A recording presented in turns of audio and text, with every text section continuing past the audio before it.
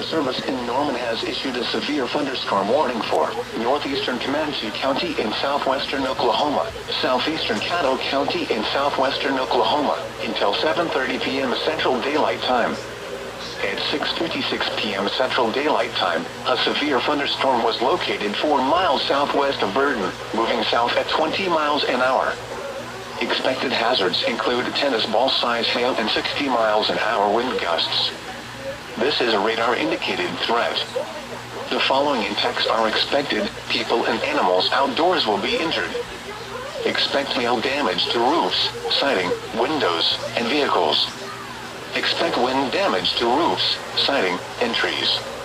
Locations impacted include Anadarko, Fletcher, Cyril, Verden, and Comanche. For your protection, move to an interior room on the lowest floor of a building.